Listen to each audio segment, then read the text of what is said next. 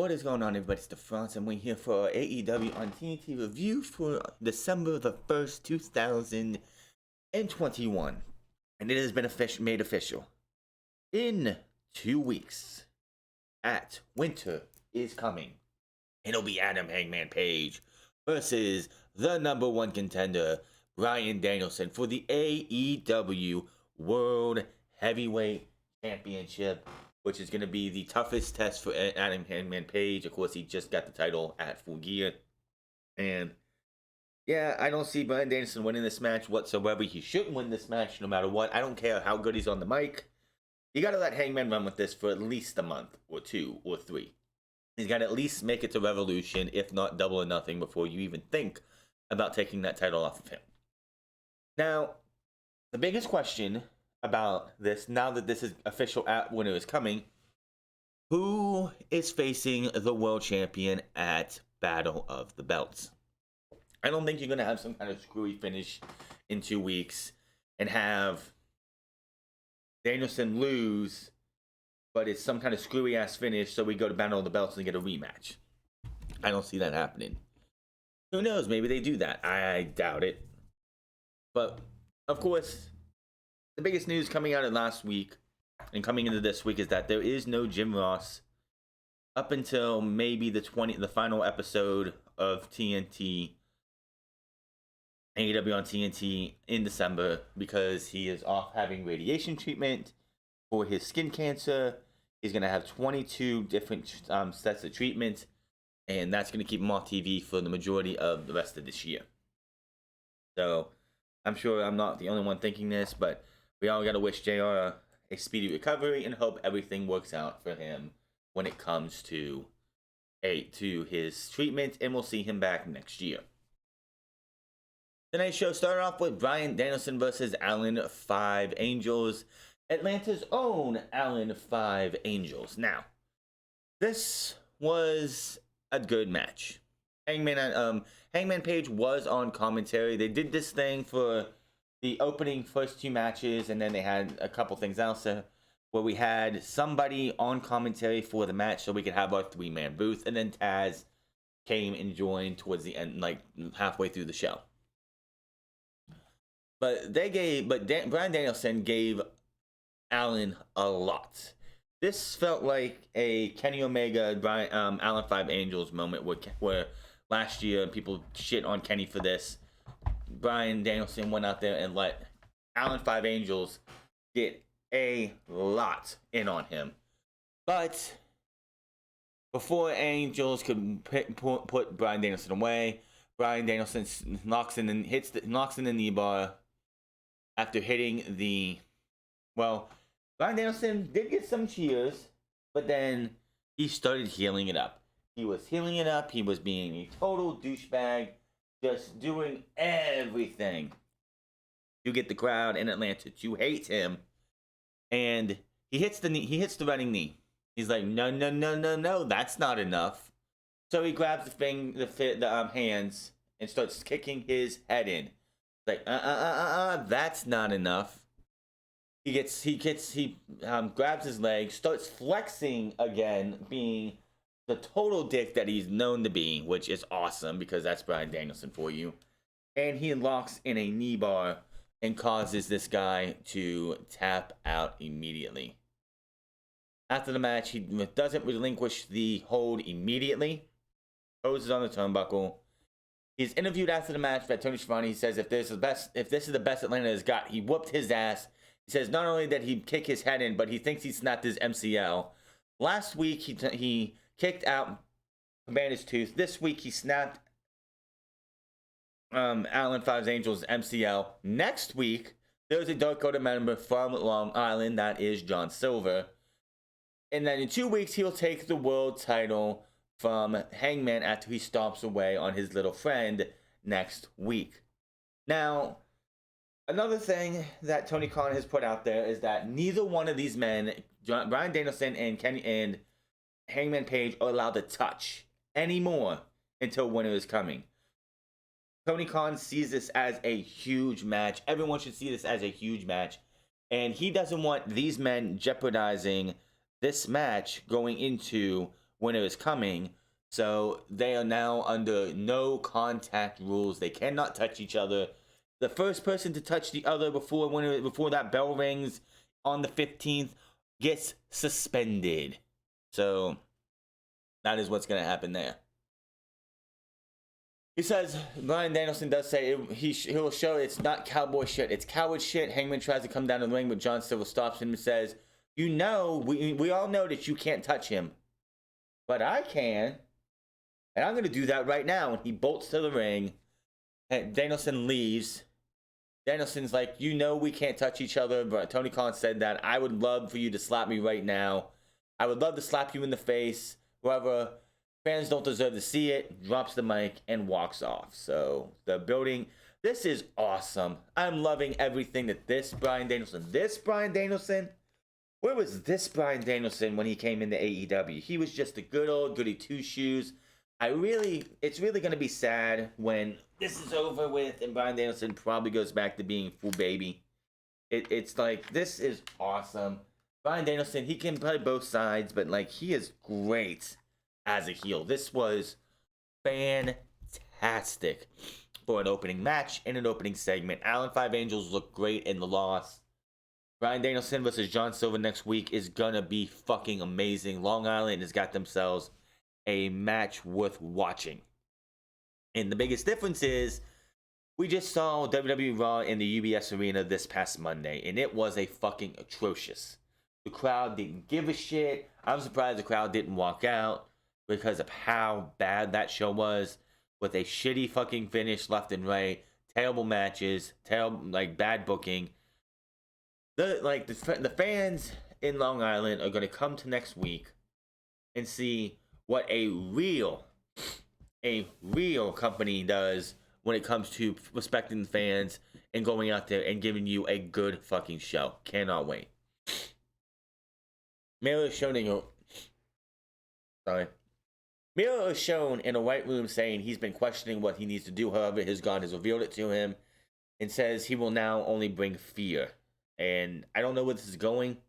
Miro, of course, was off TV after losing to Sammy Guevara and was supposed to be off TV for a lot longer, but then he came back to replace Jon Moxley in the title tournament, and of course lost to Bryan Danielson at the pay-per-view. So I'm wondering where they go with this next. What are they going to do with this man? What do they have planned for the man known as the Redeemer? I don't know. Very interesting to see. Maybe he goes after the TNT Championship again. Maybe Battle of the Belts, we'll see Miro take on Hangman Adam Page. We'll have to wait and see. I'm thinking it's either going to be Adam Cole or possibly Miro going up against Adam Hangman Page at Battle of the Belts. I don't know what they're going to do. We'll have to wait and see. Now, next up was CM Punk versus Lee Moyardi. This match got a lot of flack online. The fact that CM Punk is going to lessen himself to take on a guy like Lee Moyardi. There was actually somebody suggested that Lee Moyardi should beat CM Punk with the help of MJF. I want people to sit there and think about that. Why would Lee Moyardi, a babyface, accept a win with the help from a heel like MJF? It just isn't going to happen. Now, MJF was on commentary for this match, making fun of CM Punk the entire time because Lee Moyardi dominated this match. Plain and simple. Lee Moyardi got more in this match on CM Punk than CM Punk got on Lee Moyardi. All it took for CM Punk to win this match was one mistake. And that happened. Several major moves, dropping Punk as he gets near fall. However, Punk then flips Moriarty over his shoulder, hits the GTS, and ekes out the win. 1, 2, 3. CM Punk barely beats Lee Moriarty. MJF gets on the microphone. He claims to be proud of Punk for saying he's the best in the world when he's struggling to beat QT Marshall and guys like QT Marshall and Lee Moriarty. It says the only thing that he's best at trying to is getting the Britt Baker's pants. And I don't know where this is all coming from. I'm surprised Adam Cole isn't out there wanting to tear through MJF and CM Punk for even mentioning Baker, but, you know, that's what they do. Claims he is the one pump jump. Punk then gets on the microphone and says MJF can talk all he wants about struggling to win. However, the talent he's beaten are better than him, and he knows it. I don't know about QT Marshall. No. Punk tells MJF to shut up and bring his needle dick to the ring. MJF says Punk needs him more than the other way around. MJF says next week he will win the Diamond Dozen Battle Royal because that is going to be going on next week, which would make him in the win. It's basically we get the Battle Royal next week. It's 12 men. The final 2 are going to go to Winner Is Coming, and the winner of that gets ownership of the ring, which of course MJF has won the last 2 years. Now, will MJF win it a third time? I honestly am going to have to say probably not. I don't know who would be the guy who would win it. But Wardlow's got to screw MJF. And not on purpose, but on accident. And that's going to lead to MJF and Wardlow because Wardlow is honestly getting more and more babyface reactions. He's acting more and more babyface every single week. And it's getting to that time that the turn's got to happen, or the betrayal's got to happen soon. MJF tells Punk not to bring his maggot dog of a dog anymore because if he does, he will put Larry to sleep. Punk has heard enough. He's heading up the ramp, but Wardlow gets in the way. And that is that. So, the women's champion and her cronies are backstage, and apparently Jamie Hayter is going to be taking on Riho next week. If you did not see, Riho earned a women's championship match next, whenever they're going to have the match. They haven't actually revealed when. And Jamie reminds her that, yeah, I might have lost to Thunder Rosa last week, but last time you lost the match, you lost to Thunder Rosa too. Adam Cole makes his way out to commentate the upcoming match, which we never get that match. Out comes Orange Cassidy, who just stands on the ramp, then looks over to Adam Cole. Adam Cole comes over, he says a few things, but Cassidy puts his hand out and then puts his hands in his pockets. The Bucks come from behind looking for a super kick, but Cassidy turns around immediately, walks to them. They start hitting the classic slow kicks, but Cole nails a low blow. They mock Cassidy some more with he was doing some slow kicks. Then he gets low blowed. They mock him with some slow super kicks before double super kicking him. They tease the BTE trigger Chuck Taylor and Wheeler Yuta chase them off. And I don't know what this feud's gonna go to, but obviously it looks like we're getting Orange Cassidy, Adam Cole 1-on-1. And people were another thing.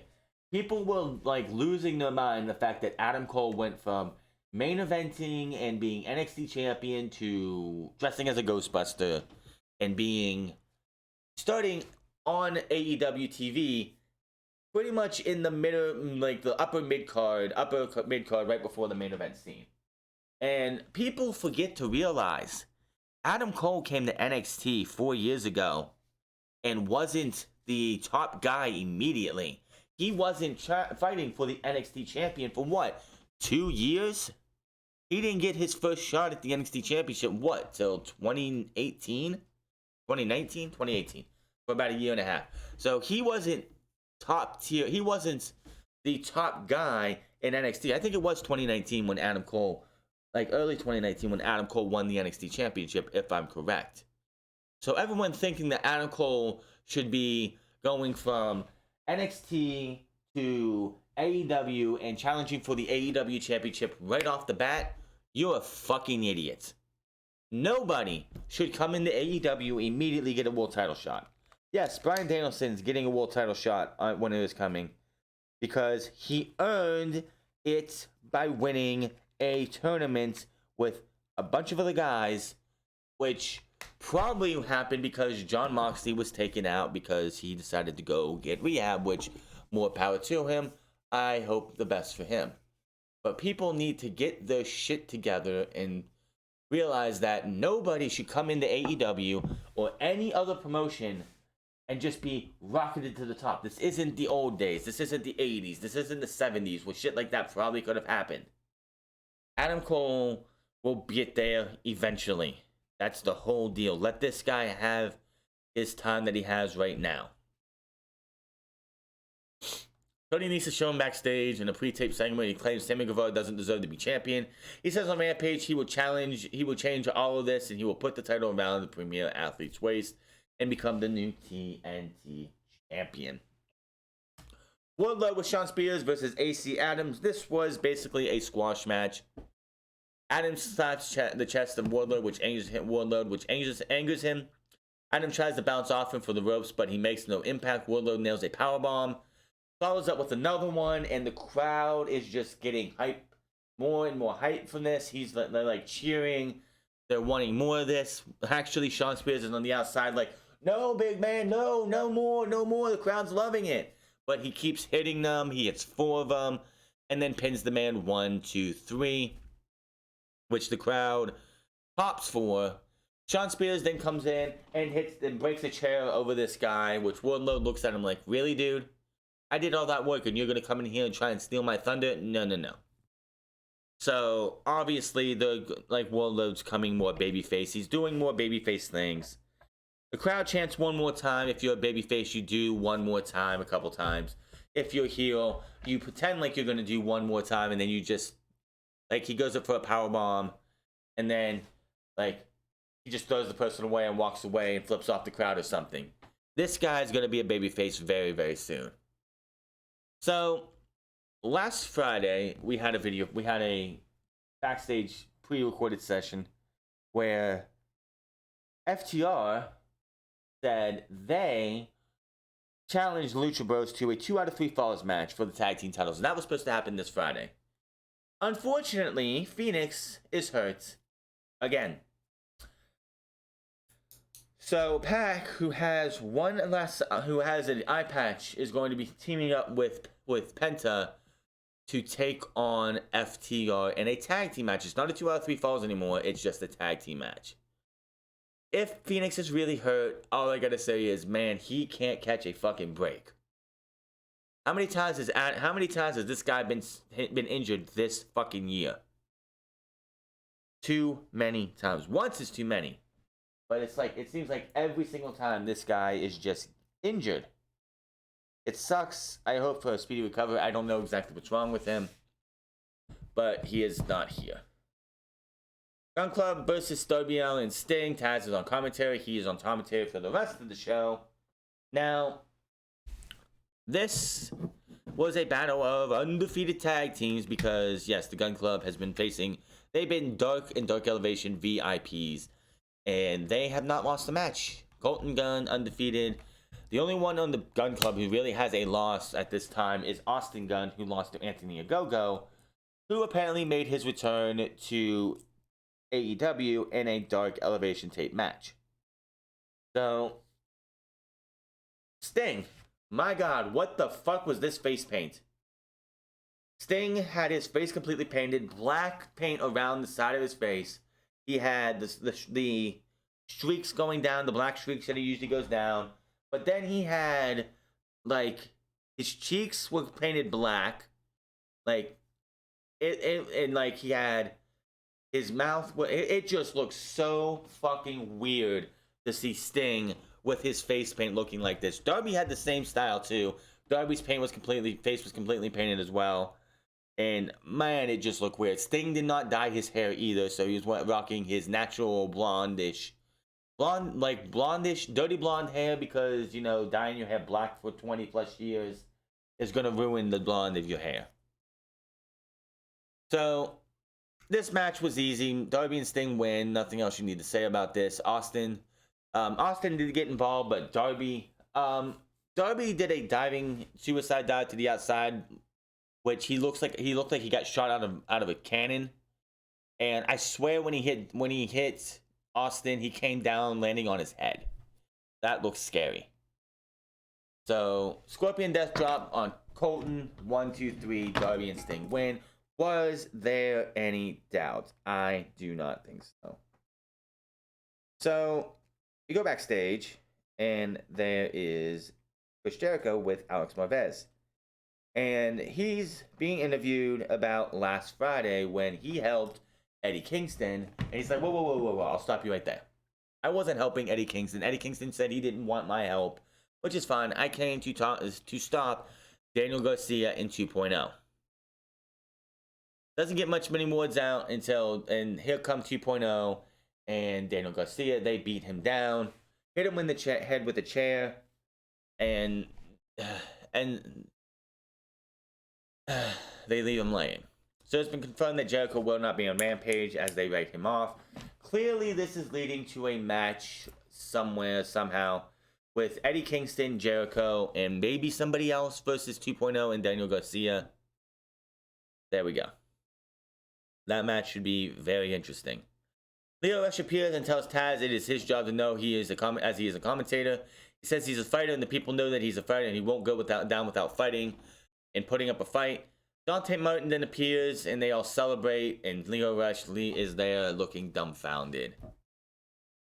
I just don't know where they're going with this. It feels like if Darius is on his way back, it makes sense why they did this. If Darius is going to be back very, very soon, then I see why you do this, because in Darius and Dante can have some kind of like squabble and you can try and see what else. If Darius is not coming back, this has got to be just a setup. And it's going to be Dante and Lio Rush getting one up on Team Taz. I just don't see the benefit of having Dante Martin, who has gotten so much goodwill with the fans and has been a highlight to everybody, is going to automatically, is all of a sudden just going to be on with a heel team. It doesn't make any sense to me. Smart Mark Sterling announces that Jake Hager will have a match against Janani Kai, a Thunder Rosa apprentice or student, and Thunder Rosa is going to be on commentary for that match. Good for them. Kris Statlander versus Ruby Soho for the TBS title tournament quarterfinal match. The final one, the winner of this will go on to face Nyla Rose in the near future. We don't actually know when. So this was a really good match. This was honestly, I think, one of the better matches of the TBS title tournament. I wish it would have went just a little bit longer. Honestly, they would have just let this match go a little bit longer. Yeah, Statlander hit a Blue Thunder Bomb, which she got a 2 count out of it. Follows up, hits a Buckle Bomb, planting her with the ring. Ruby with the kicking out. Then goes for a running elbow, but Ruby fights back and brawling against Statlander. She tries to slam Statlin into the turnbuckle, but ends up not happening. Ruby ends up hitting a Poison Rana, followed by the standing Rana that she does. Somehow Statlander kicks out, but leaves Ruby shot. Kris then fights back and tries to hit the Big Bang Theory. Ruby's able to reverse it, sneaks a pinfall victory, roll up 1, 2, 3, and Ruby Soho is your winner. Moving on to take on Nyla Rose. After the match, they both get up, they shake hands. Statlander leaves. Vicky shows up, starts having words with Kris Statlander, allowing Nyla Rose to get into the ring and grab Ruby Soho by her tights, or by her pants, and just yank her down and slam her onto the mat. Kris Statlander runs back in to send Nyla Rose running. When that match is going to happen, I don't know. I am fine with this finish. I'm fine with the winner. Obviously, I think nobody expected Kris Statlander to make it to the finals. I don't think anyone expected Kris Statlander to beat Ruby Soho.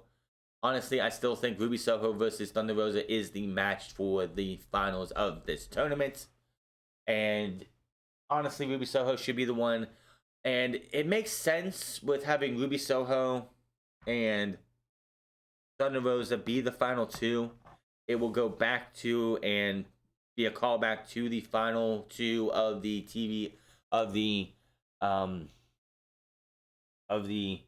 Casino Battle Royal at All Out, which Ruby Soho, of course, won. So this could just be that Ruby Soho has Thunder Rosa's number. We'll have to wait and see. Main event: Andrade El Idolo versus Cody with Arn Anderson Atlanta street fight, or just a normal street fight in Atlanta. this was a fine match. Anderson and Cody get jumped. Anderson falls down the side stage while Andrade and Cody battle around with the fans. Cody using someone's drink to smash into him. Then they get a trash can and launches it at Andrade, and they brawl amongst the audience. These guys beat the living hell out of each other. We got tables. They wanted tables towards the end of the match. We had chairs. We had just blood, of course, because it's a Cody Rhodes match, and Cody can't have a match like this without blood. Why do you think he died? Why do you think Cody dyes his hair blonde? It's a good look when it gets blood in it. It is. But fucking Jose gets beat up by Andre Anderson. Jose comes back. Okay, so Andrade's down in the middle of the ring. Cody gets under the ring. Pulls out a kendo stick. Nah, I don't need that. Pulls out a sledgehammer. Nah, I don't need that. Pulls out the golden shovel. Yeah. Gets out the golden shovel. So many shots. There's big shots at Triple H right there. Even though, you know, you're pretty much him in AEW. Jose runs down with a taser. And Cody takes that shovel and just swings backwards, whacking Jose, laying his ass out. I hope he's fine because that looked brutal. So Cody throws that down. And Andrade had a chair set up in the ring, was able to leap off of it onto the turnbuckle, had to adjust himself, dives over, taking Cody out. So Cody gets put through not one, but 2 tables by Andrade. Crowd loved that. Oh, he gets put through 1 table, my bad. Then Andrade gets a 2nd table. They fight. They get it set up. Andrade goes up top to put Cody through it. Cody stops that. Andrade stops him. Goes to do something else again. Cody gets back up. Bryan Rhodes just shows up out of nowhere. Takes some lighter fluid and puts this table, soaks this table to no end. Lights this thing on fire. Cody does a reverse suplex through this table. I don't know who thought this spot was a good fucking idea. But Cody takes the majority of this damage. They do the reverse suplex. And yes, Andrade's head might touch the fire. Cody was laying in the fucking fire.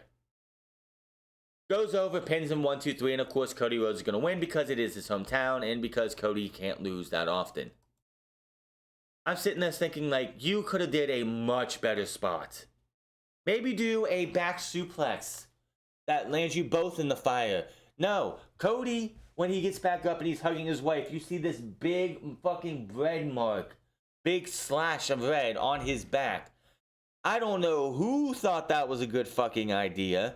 But god damn, Cody, there was no reason you needed to do that spot.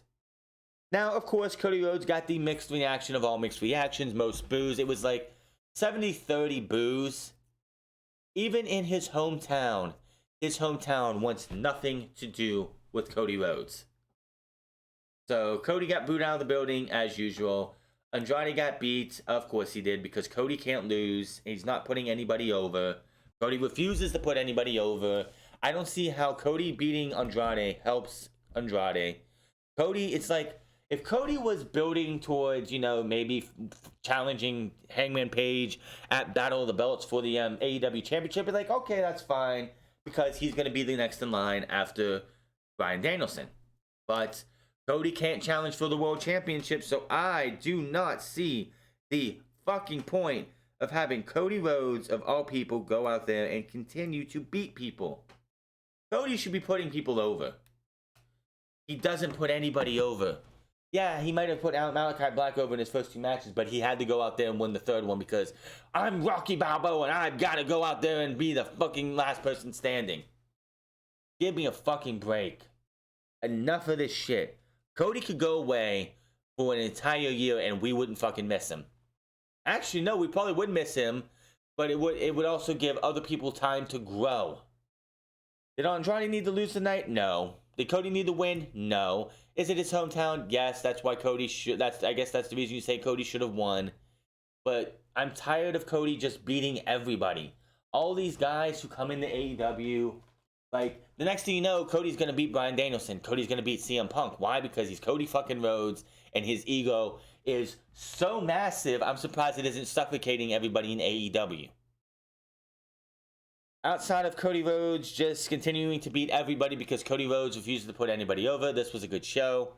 AEW just firing on all cylinders. Can't wait for Winter is Coming to see how good Bryan Danielson and Hangman Adam Page can do in the world title match, and what will be next for Hangman Adam Page after Winter is Coming. Who's going to show up at Winter is Coming? I know people are thinking it's going to be Wyndham Rotunda. I don't know, and if he does, that's cool. If he doesn't, oh well. But we'll have to wait and see what happens. We have one more week to go. Cannot wait for Bryan Danielson and John Silver one-on-one.